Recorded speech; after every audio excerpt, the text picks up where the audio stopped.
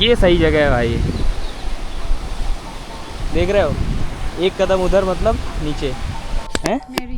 Mary yes. अच्छा, तो आपका यूट्यूब का व्लॉग देखा ना, क्योंकि हम लोग आप मेरा चैनल देखो, सफ़र खामखा। ये INS खुकरी P49 है जो हमें याद दिलाती है INS खुकरी F149 की, जो कि 1971 के युद्ध में पाकिस्तान के साथ दीव के पास ही डूब गई थी। यहाँ ये शिवलिंग है, 1 2 3 4 5। Welcome to new video guys. मैं निकला हूँ अपनी कोस्टल जर्नी में, जिसमें मैं ट्रैवल कर रहा हूँ गुजरात से महाराष्ट्र, गोवा, कर्नाटका, केरला, तमिलनाडु, आंध्र प्रदेश, उड़ीसा, वेस्ट बंगाल में जाके कोलकाता में मैं अपनी जर्नी खत्म करने वाला हूँ। तो आज मैं पहुँच गया हूँ दीव आइलैंड। ये दादर नगर हवेली का पार्ट है। दीव यूनियन टेरिटरी है, ये कोई स्टेट नहीं है। अभी सुबह के 9 बज रहे हैं। ब्रेकफास्ट के लिए मुझे केले खरीदने हैं और ब्रेड खरीदना है, क्योंकि पीनट बटर तो मेरे पास रखा ही है। तो भाई दीव की सब्जी मार्केट आ गया मैं सुबह सुबह, मुझे केले लेने थे, तो मैंने सोचा आपको दिखा भी दूं कैसा होता है। देखो यहाँ पे ये बहुत बड़ी बिल्डिंग बना रखी है, उसी में सबको छोटे छोटे स्टॉल्स दे रखे हैं, तो बहुत ही ऑर्गेनाइज्ड है और इजी भी होता है सबके लिए, क्योंकि एक ही जगह पे सारी चीज़ें, और गंदगी नहीं है इतनी ज़्यादा। ऐसे ही इसके साइड में ही अगर निकल के ऐसे आएंगे तो यहाँ पे फ़िश मार्केट है। ये देखो कुछ ऐसा यहाँ पे फ़िश मार्केट है। तो भाई ये चीज़ मुझे बहुत अच्छी लगी, क्योंकि हम अगर दिल्ली वगैरह में देखें या किसी और सिटी में देखें तो ऐसे सड़कों के किनारे इतने सारे लोग लगे होते हैं, लोग गंदगी करके छोड़ के चले जाते हैं, उसकी कोई ढंग से साफ़ सफाई नहीं होती। तो ये ऐसे कुछ इस प्रकार से यहाँ की बिल्डिंग है। होटल से निकल के बस स्टैंड के पास आके मैंने ये बाइक रेंट कर लिया है। बाइक मुझे 300 रुपये की पड़ी है और इसमें 100 रुपये का मैंने पेट्रोल डलवा दिया है। तो अब इसी से मैं पूरा दीव एक्सप्लोर करने वाला हूँ, और शाम को मुझे यहाँ से निकल के वेरावल जाना है, क्योंकि वेरावल से मेरी ट्रेन है वापी के लिए। तो दोस्तों मैं अपने दिन की शुरुआत करने वाला हूँ घोघला बीच से। तो अगर आप बस स्टैंड से घोघला बीच की तरफ आओगे तो ऐसा नज़ारा कुछ मिलेगा इधर समंदर का। ये छोटी छोटी बोट्स हैं और समंदर से लगी हुई ये सड़क है। ये लो भाई आ गया बीच पे। इस जर्नी में मैंने पहला बीच देखा है जिसमें लोग नहा रहे हैं ऐसे। इसके पहले मैं ओखा बीच में गया था, वहाँ भी कोई नहीं नहा रहा था। पोरबंदर में गया था, वहाँ भी कोई नहीं नहा रहा था। अब देखो मौसम कितना अच्छा हो गया, ये बादल पास पास हैं। आ जाओ वहाँ चल के देखते हैं। वो बोट देख रहे हो ना, वो क्या चल रहा है वो देखना है मुझे। चलो चल के देखते हैं।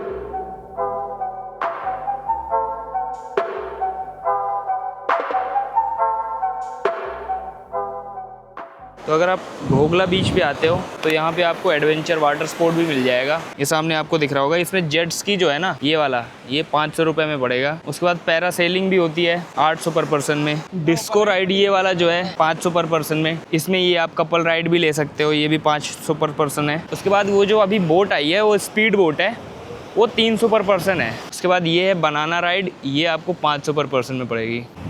ये देखो कुछ लोग अभी स्पीड बोट की राइड लेके आ रहे हैं। तो भाई ये घोघला बीच मोस्टली एक फैमिली बीच है, ज़्यादातर फैमिलीज ही आती हैं यहाँ पे, और यहाँ पे लाइफ गार्ड भी अवेलेबल हैं। इस बीच की एक खास बात ये है कि यहाँ पे ड्रिंक करना अलाउड नहीं है। मतलब दीव में ड्रिंकिंग अलाउड है, गुजरात में तो बैन है अल्कोहल। जिन लोगों को पीना होता है वो नागोवा बीच चले जाते हैं। अभी मैं नागोवा बीच भी जाके आपको दिखाऊंगा। बाकी वो उधर फोर्ट दिख रहा है, अभी मैं थोड़ी देर में फोर्ट भी जाऊंगा। तो दोस्तों घोघला बीच से मैं आ गया हूँ INS खुकरी म्यूज़ियम। यहाँ पे एक इंडियन नेवी का शिप है। एक छोटी सी दिक्कत है, लेकिन दिक्कत ये है कि यहाँ पे कैमरा अलाउड नहीं। तो फिर से मैं जाऊँगा और देख के आऊँगा, पर आपको कुछ दिखा नहीं पाऊँगा। मैं बाहर से ही आपको दिखा देता हूँ। हालांकि ये INS खुकरी P49 है, जो इंडियन नेवी में 1989 में 1989 में आई थी, और पूरे 32 साल तक इंडियन नेवी में ही थी। इसने इतना ट्रैवल किया जितने में धरती का 30 बार चक्कर लगाया जा सकता है। और दिसंबर 2021 में इसे नेवी से हटा दिया गया और इसे दीव गवर्नमेंट को दे दिया गया। दीव गवर्नमेंट तब से इसे ऐसे म्यूजियम बना दिया है। ये INS खुकरी P49 है, जो हमें याद दिलाती है INS खुकरी F149 की, जो कि 1971 के युद्ध में पाकिस्तान के साथ दीव के पास ही डूब गई थी।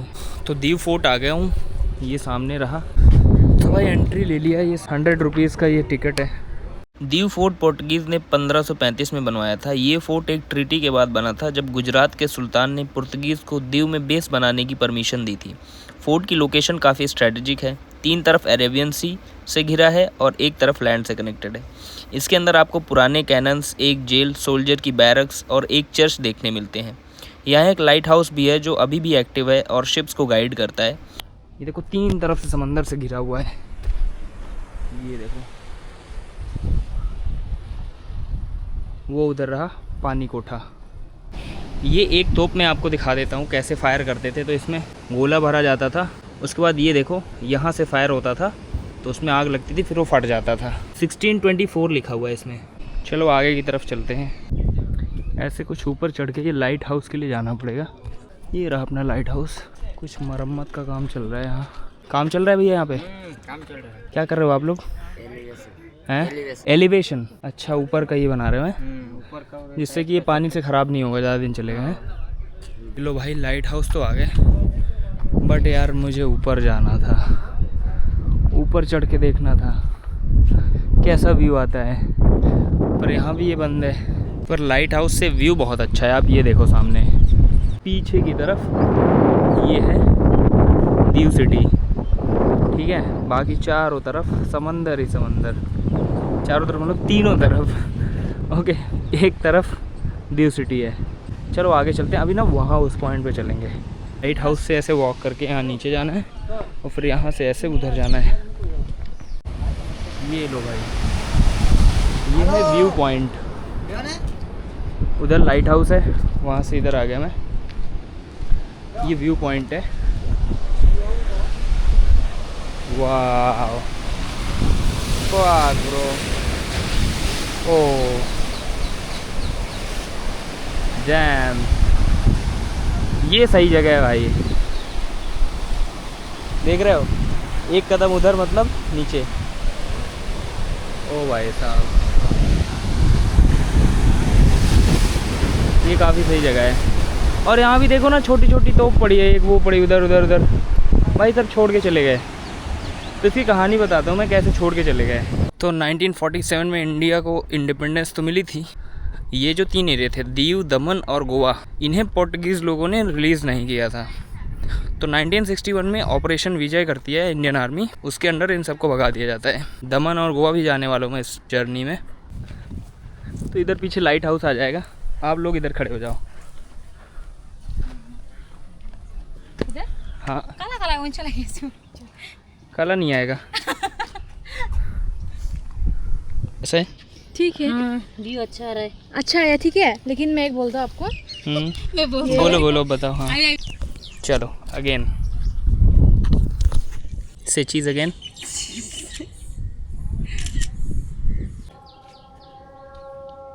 ऐसा फोकस आ रहा है इधर से सन का। इसमें ही कर रही हूँ मैं। काला थोड़ा तो काला आ रहा हूँ क्या मैं? हैं? मेरी मैरी? यस। अच्छा, तो आपका यूट्यूब का व्लॉग देखा ना, क्योंकि हम लोग। आप मेरा चैनल देखो, सफ़र का मका, ये देखो। अच्छा ओके, फॉलो करता हूँ, सब्सक्राइब कर देता हूँ। Okay, thank you. ठीक है, nice to meet you, bye bye. तो दीव फोर्ट से निकल गया हूँ मैं, अब आगे जाऊँगा।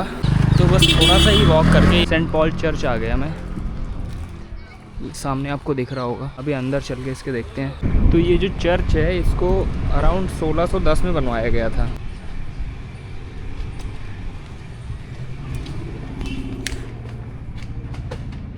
ओके, तो चर्च है। मुझे लगा इतना पुराना हो गया तो टूट फूट गया होगा, लेकिन नहीं, एक्चुअली यहाँ पे प्रार्थना करते हैं लोग। तो कुछ ऐसा चर्च है का आर्किटेक्चर है जिसके लिए जाना जाता है।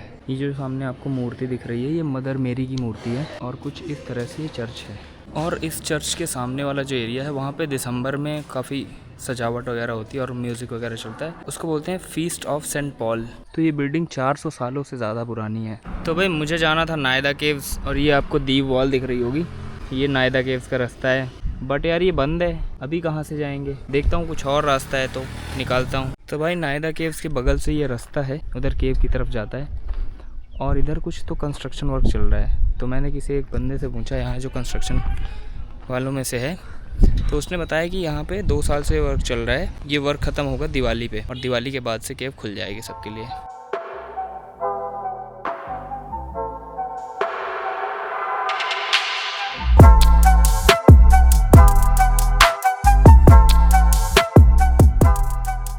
तो भाई नादिया केव से, क्योंकि वहाँ पे कुछ मिला नहीं, तो वहाँ से निकल के मैं अभी आ गए हूँ आइनस खोखरी मेमोरियल। तो मैं जो आपको बता रहा था INS खुकरी डूब गया था 1971 की वॉर में, उसका यहाँ पे मेमोरियल है। ये उन लोगों के नाम लिखे हुए हैं जो 194 लोग उसमें शहीद हुए थे। चलो आगे देखते हैं, वहाँ पे उधर कुछ है, वो देखते हैं क्या है। हमें ऊपर तक जाना है। तो भाई ये कुछ इस तरह से बड़ा सुंदर सा बनाया हुआ है। तो यहाँ पे देखो मेरे पीछे कहीं भी आपको दूर दूर तक कोई नहीं दिख रहा होगा टूरिस्ट। शाम को शायद आते होंगे लोग या फिर वीकेंड पे। हाँ भैया, नहीं भैया, कितना चार्जेस है? अच्छा, नहीं करना। तो ये भाई मैं ऊपर आ गया। तो यहाँ पे ये शिप है। अच्छा, उसका मिनिएचर बना दिया है भाई। जो INS खुकरी डूबा था उसका एक छोटा वर्जन बना दिया है। ये देखो, और यहाँ पे सारे उन लोगों के नाम लिखे हैं जो इसमें शहीद हुए थे। व्यू अच्छा आ रहा है यहाँ से, लेकिन टूरिस्ट बहुत कम है यहाँ पे। ये देखो, यहाँ से निकलने से पहले मैं आपको दिखा देता हूँ, ये INS खुकरी का मेमोरियल है और उसके बगल में ये बीच है। तो इसको लोग खुकरी बीच बोलते हैं। ठीक है, अब मैं यहाँ से निकलूँगा। आपको कहाँ से मिल गई? यहीं गिरी थी? थैंक यू, धन्यवाद।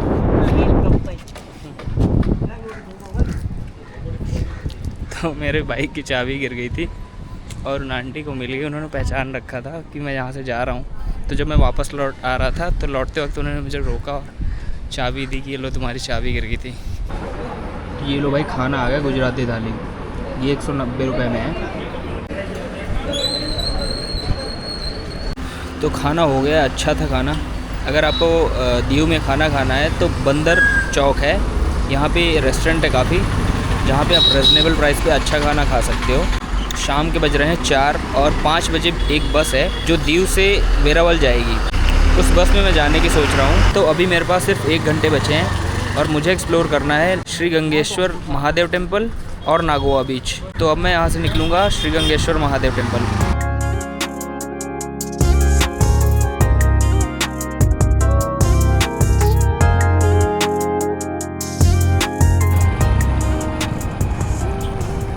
तो भाई ये ऐसा यहाँ पे मंदिर है समंदर के किनारे, और ये अभी नया मंदिर कुछ बन रहा है। इधर वॉशरूम है, मेन मंदिर ये है। तो यहाँ से ऐसे कुछ मंदिर की एंट्री है।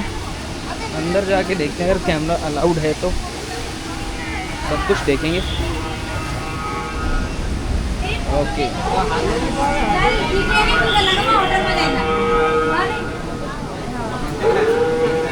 यहाँ ये शिवलिंग है। 1 2 3 4 5।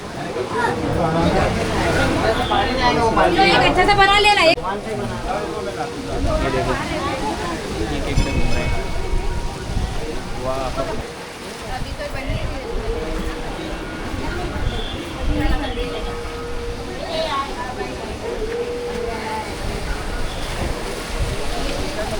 यहाँ से ऊपर चलते हैं। ये ऐसा कुछ व्यू आता है। तो इस मंदिर की हिस्ट्री कुछ ऐसे है कि ये जो 5 शिवलिंग हैं, ये माना जाता है 5 पांडवों ने यहाँ पे स्थापित किए थे जब वो एग्जाइल में थे। मतलब जब वहाँ से उन्हें भगा दिया गया था ना, भगा दिया था या कुछ तो हुआ था, तब उन्होंने यहाँ आके 5 शिवलिंगों की स्थापना करी थी और इसी की पूजा करते थे। और ये जो शिवलिंग है ये दिखाई भी नहीं देते बहुत ज़्यादा टाइम तक। तो ये अभी क्योंकि लो टाइड का टाइम है इसलिए दिखाई दे रहे हैं, अदरवाइज़ जब हाई टाइड का टाइम होता है तो ये छिपे हुए होते हैं अंदर। तो यहाँ पे भी देख लिया भाई। अब यहाँ से निकल के जाऊँगा मैं नागोआ बीच। यही खड़ी है मेरी बाइक।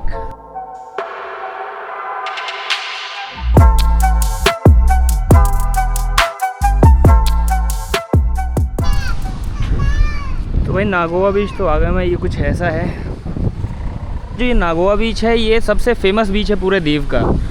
इसका जो ये सी शेप का सर्कल है ना, ये सी शेप का, ये सेफ़ बना देता है यहाँ स्विमिंग के लिए। तो यहाँ पे एक्सीडेंट वगैरह नहीं होते हैं ऐसा। लेकिन इस बीच की एक ख़ास बात ये है कि यहाँ पे ना पत्थर हैं। लहरों की वजह से सपोज़ आप गिर जाते हो तो चोट वोट नहीं लगती रेती में। यहाँ पे पत्थर है तो इसमें संभाल के कुछ भी करना। वहाँ जो रेस्टोरेंट टाइप है कुछ, वहाँ पे हैं कुछ लोग। बाकी यहाँ अभी तो बीच खाली है, शाम के टाइम होता है।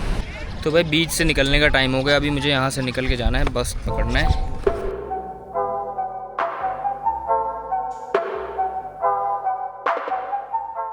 तो भाई फाइनली दीव स्टेशन पहुंच गया हूं और ये सामने मेरी बस खड़ी है और एकदम करेक्ट टाइम पे आया हूं भाई। 5:02 हो रहे हैं। थैंक गॉड ये मिल गई। गुजरात ट्रांसपोर्ट की कुछ ऐसी बस है, ये एसी है और अच्छी बस है यार। मैंने गवर्नमेंट बस कभी ऐसे एक्सपेक्ट नहीं करी, पर खैर सही है, अच्छा है भाई। तो दोस्तों वेरावल तो पहुंच गया मैं। अब मुझे ढूंढना है एक अच्छा सा होटल या कोई हॉस्टल, अच्छा मतलब गंदा ना हो बाकी मुझे 5 स्टार होटल नहीं चाहिए। कुछ ऐसा सा रूम है, ये 500 रुपये में पड़ा है मुझे। तो दोस्तों ये डिनर है आज का, गुजराती थाली ले लिया है 120 रुपये का। तो दोस्तों कल मुझे निकलना है वेरावल से वापी के लिए। वापी से थोड़ी दूर पे है, आधे घंटे की दूरी पे दमन जाके एक्सप्लोर करूँगा मैं। आज की इस वीडियो को यहीं पे ख़त्म करते हैं। जितना भी आज का खर्चा हुआ है वो मैं आपको स्क्रीनशॉट डाल दूँगा। तो मिलते हैं फिर नेक्स्ट वीडियो में।